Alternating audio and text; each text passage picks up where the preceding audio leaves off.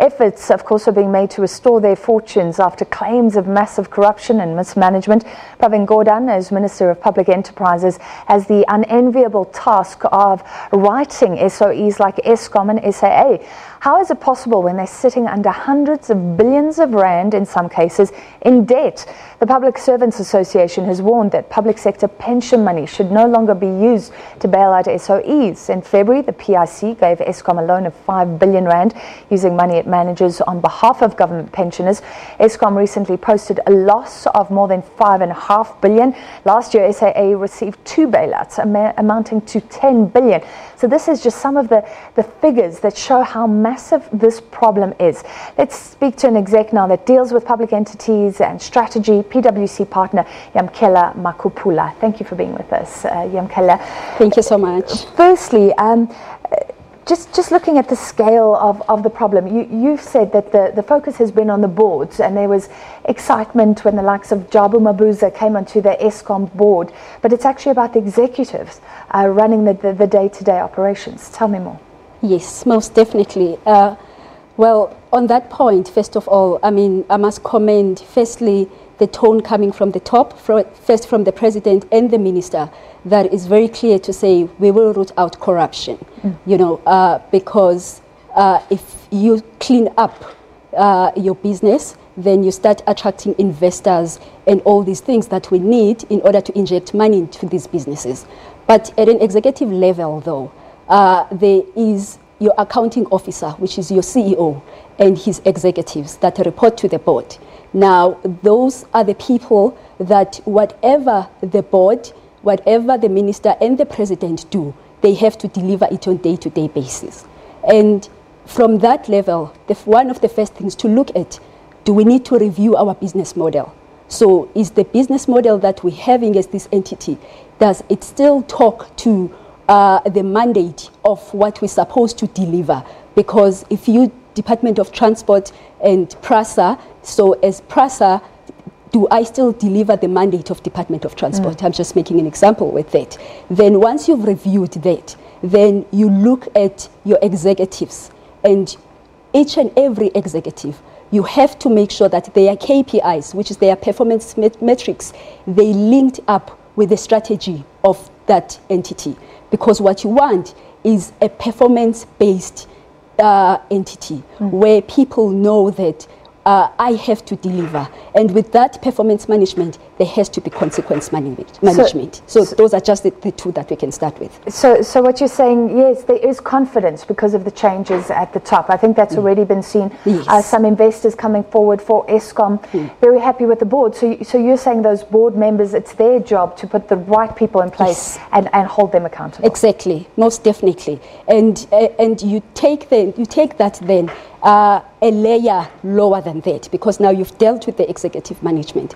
But the executive, for them to deliver, they're also dependent on the workforce. And if you look at the state-owned entities right now, they've employed about 300,000 South Africans. That's a huge workforce. So you have to make sure that you've got the right people in the right places. But 300,000, but they're talking about a lot of the top skills. The most skilled people are often the first to leave. Do you think it'll be hard to get them back?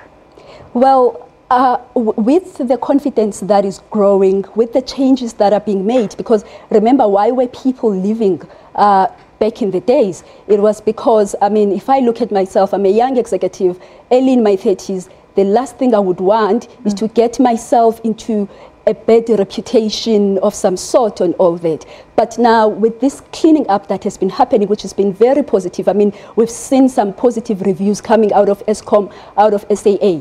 It starts attracting now those top skills that you've got, because it comes down to reputation. And as your reputation changes, and as you start making these big, bold changes that we've seen, both the minister and the president they've been making, and the new boards, then you'll start attracting some of your best people in the country.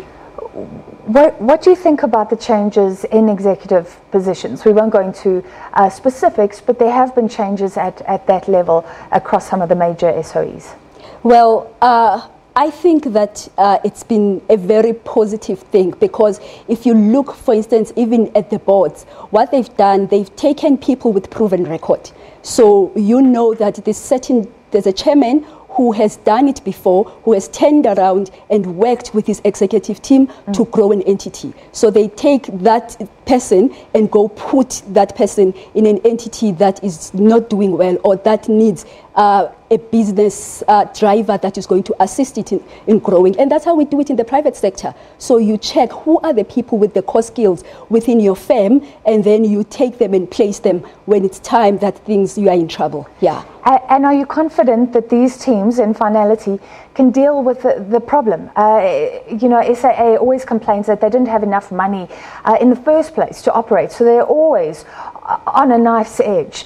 But there's no appetite to throw money at this problem anymore. Eskom, we have to keep it going, but people are angry about the taxpayer billions that have been lost. So what does government do now? Because it seems to me like these SOEs do need a lot more money just to get on their feet. Yeah. So when I speak about reviewing your business model, one of the things that you have to look at is which assets can I let go of? Because if I'm running 100% of the business and I am in debt, one of the things that I look at is, am I able to let go of 30% of that business?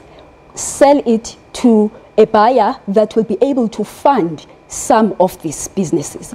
But also for you to get to that point, because remember, you're not going to get an investor that is attracted to you if you haven't cleaned up your house. So hence we keep saying it's starting with cleaning up your house, which is what has been happening. But now that we're cleaning up our house, what else can we do?